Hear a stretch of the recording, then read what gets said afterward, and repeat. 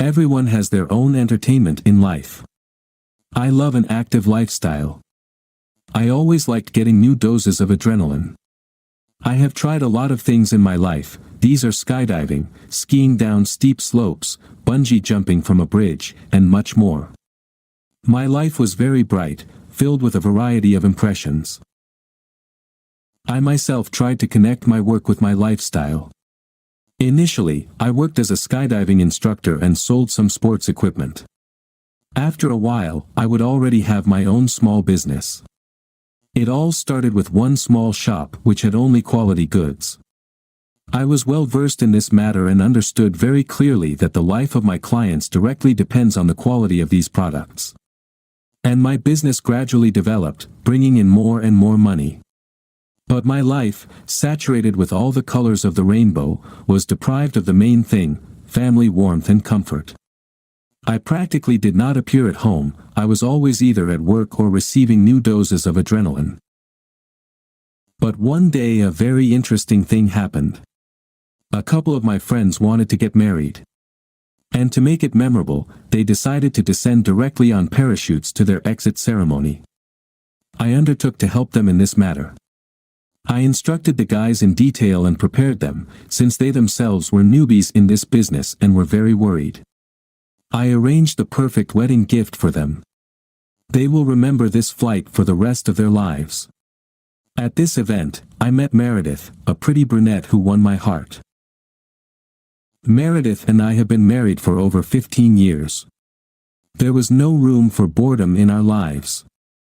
She, of course, did not much share my extreme forms of entertainment, but she liked to travel with me around the world. Quite often we were in the mountains. Skiing down a steep slope was one of my favorite pastimes. Meredith, my love, are we going to the mountains next week? I asked my wife. Yes, Stephen, I love the fresh air. Meredith answered. That's good. I will prepare everything necessary for our trip. You know how long and how much I wanted to go to this place. Yes, dear, I hope you get exactly what you wanted there. I never rented equipment, I always brought only my own, tested. Despite my extreme entertainment, I paid a lot of attention to safety. This time we ended up in a beautiful resort, with very steep mountains. This time I tried to conquer one of the steepest routes. My experience allowed me to go down an incredibly difficult route. The mountain seemed to challenge me, and I gladly accepted it. Meredith, you're kind of silent today. Something happened? No, Stephen, everything is in order, probably just did not get enough sleep. Well, you look at what beauty is around. There is no time for sleep, there is still so much time to try. I said with admiration. Stephen, I understand you very well, but today I'll probably stay at the hotel. I am weak and tired, maybe I got sick. Damn it. Dear, but today I will conquer this difficult route. How am I going to do this without my favorite fan? I thought you would fly with me in a helicopter and cheer me up before this descent. Honey, I would love to, but come on yourself today. I believe in you, you will definitely succeed. Okay, darling, then wait for me at home with a victory. Definitely, dear, be careful. Okay, Bunny. It was a wonderful morning. The sun shone brightly, setting fire to the snowy peaks, blinding with their whiteness. We were approaching by helicopter the slope that I had to conquer. The weather is good today, said Bradley, the pilot of the helicopter that brought me here. Yes, Bradley. This is incredible beauty. It will be a wonderful trip. Yes, Stephen, you will definitely not forget this descent. Bradley said with a smile. I'm sure it will. So, Stephen, look, here's a search beacon. Let us know where you are. If something goes wrong, then you press this button, give a distress signal, and we will find you.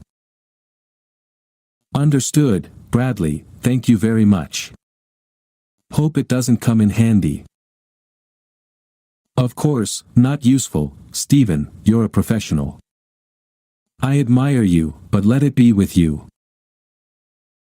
All right, Bradley, go back. I'll start going down. All right, Stephen, good luck to you. Bradley flew away in a helicopter. I was left alone on a snowy peak. It was an impressive mystery. The slope was quite steep, but I was completely sure that I could handle it.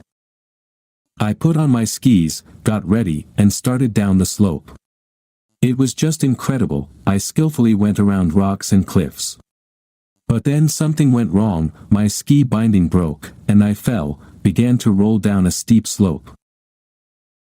I don't know how I survived and how long I rolled down this slope. I hit my head hard and lost consciousness.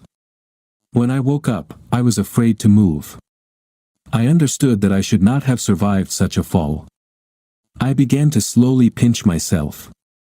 It looked like a couple of ribs were broken, but the rest of the bones were intact. When I passed out, my body went limp. Perhaps because of this I did not break the spine and other limbs. There was a wild noise in my head. I hit hard. But still there was not much blood, just not a big cut on the head. But there were all signs of concussion. When I came to my senses a little, I tried to understand where I was. This place was far from civilization. There were no houses and people nearby. It inspired some despair. But I was prepared for such situations, and I knew how to survive. I saw fragments of my skis near me. I took a closer look at the ski binding and noticed that it had been taken out of position in advance. Someone deliberately damaged the mount in such a way that I did not notice. But who needed it, I did not understand. But now it was not important. Now my task was to survive in this cold, deserted place. I was wearing a good tracksuit and a jacket that kept warm well. But that wasn't enough. I needed to find a place where I could rest and warm up a bit. Walking across these snow-covered plains was unrealistic. There was a thick layer of snow here, and I just fell through.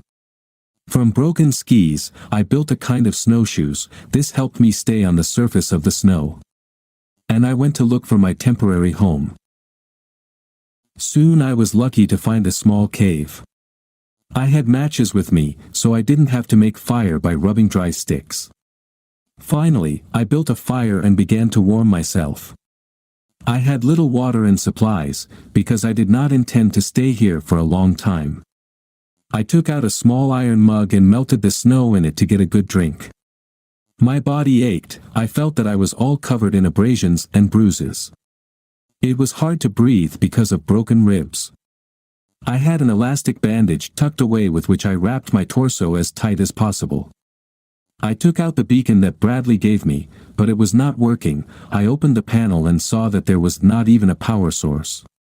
It dawned on me that this was all planned. They definitely wanted to kill me and hide everything as an accident. My only hope was to get to the place where I was to be picked up. According to the navigator, it was still a couple of dozen miles from me. But to overcome such a distance in the cold, without skis, and in my condition was very difficult. I decided to go on the road the next day, as it was already getting dark, and I had too little strength. I found a small hill without snow, where dry grass was growing. From this hay, I built myself a place to sleep for the night. The next morning, with the first rays of the sun, I set off. My body ached terribly. It was very hard for me to walk, but I did not retreat from my goal. I walked for a long time, and now I finally reached the place where the place of my evacuation should have been. But there was nothing here, no one was waiting for me here, and there was no base here. It was a wild, deserted place. I was at an impasse, my strength buoyed by the hope and purpose of getting here. And now I was seized with despair. I did not know what to do next. My strength was already running out. I just fell helplessly into the snow. I couldn't sleep, but the drowsiness forced me to close my eyes with great force. And now, in a semi-conscious state, I heard the barking of dogs. I really didn't understand whether it seemed to me, or whether it was not dogs, but a pack of wolves. In any case, I no longer had the strength to resist, and I passed out. When I opened my eyes again, I was frightened and wanted to stand up abruptly, but I couldn't, my body was very weak. "Hush, man, hush," some guy told me in front of me. "Where I am?" I asked him. "In my house." "You are very lucky. I don't go to this area often. But this time I was riding a sleigh with dogs in harness and noticed you. To be honest, I was surprised you were still alive. So consider yourself lucky, and it's your second birthday. What is your name?" "My name is Stephen, thank you very much for saving my life." "What is your name?" "My name is David." "So how did you get into this situation?" "David, I decided to take a ride, but everything clearly did not go according to plan." "Yes, I noticed. I saw your transmitter, whoever gave it to you obviously didn't want you to survive." "I know, David. But I don't understand why it was necessary." "Well, I can only give you one piece of advice: be careful with the people closest to you, believe me, it could be one of them." "Thanks for the advice, David." I stayed with David for a few days and decided to return home. I returned secretly and was in no hurry to show up. I slowly approached my house. The window was open, I was passing by. I already wanted to go home and make Meredith happy. This is the only person I did not doubt. But suddenly I heard Meredith answering someone's phone. "Hello, yes, my dear." "What?" "Yes, I'm collecting Stephen's things." "Yes, my beloved, of course I will come." Meredith answered. It just shocked me. Cold sweat broke out on my forehead. To whom did she speak so sweetly? I changed my mind about going home and decided to follow Meredith. I had a terrible sense of betrayal. I got back in my car and started to wait. Soon Meredith left the house and got into her car. I followed her. We drove up to a private house. Meredith went inside. I crept up to the house and looked around. There was another entrance in the backyard, the door was not locked, and I carefully entered the house. Suddenly I heard voices in one of the rooms. My instinct told me to get my phone and film everything that was happening. I carefully crept up to the door and slipped the phone into the crack of the half-open door. "Bradley, I still can't calm down. What if he survives? What if they suspect us of something? Will they find him?" "Meredith, don't worry. Everything was set up perfectly. I broke his ski binding, it would not have survived the descent from such a steep mountain. The beacon is also not working, he simply had no chance to get out of there alive. And this is confirmation that he still has not returned, and no one has found him. So much time to stay in this frost among the wild, it is simply unrealistic to survive even for a trained person. You should have seen that slope. Yes, he twisted his neck there and is already lying under a ton of snow, no one will definitely find him there. It was an accident. We planned this case for many months so that no one would suspect.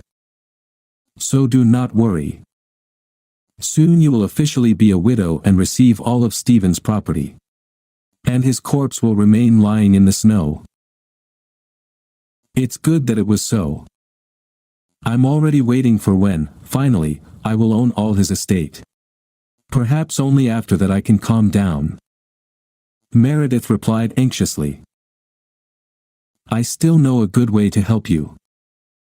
Come to me, my fish," Bradley said excitedly as he pulled Meredith's underwear off.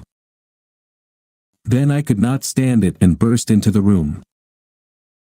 So I won't survive, right? Yes, fuck you, bitches. I am more alive than all the living. I shouted, grabbed Bradley and threw him against the wall, from which he lost consciousness. Stephen, are you alive?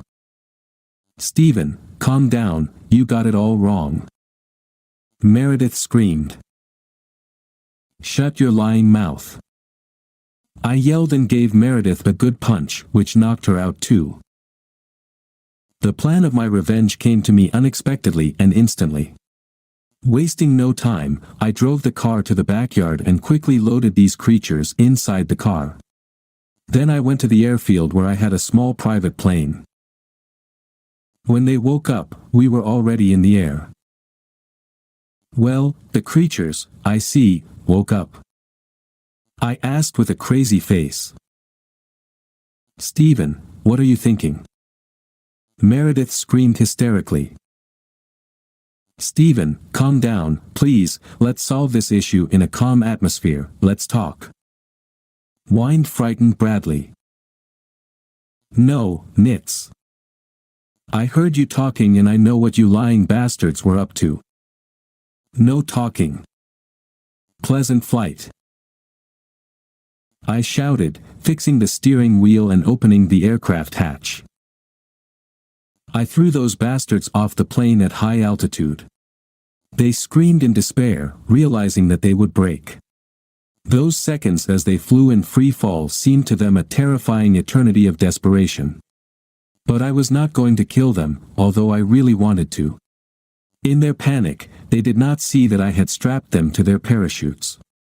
These parachutes did not have rings that had to be pulled in order for the parachute to open. There were automatic parachute opening devices. And after a while I saw the parachutes open. When those bastards landed, they were glad to be alive, of course, but the police were already waiting for them. I called a good friend of mine who had connections with the police. So the guys quickly drove up to arrest these bastards. I handed over the filmed video of their frank conversation. So now sit these bastards behind bars for a very long time. I tried to get back to my normal life. New victories in my extreme hobbies helped start life from scratch, but I was no longer in a hurry to let someone into my life.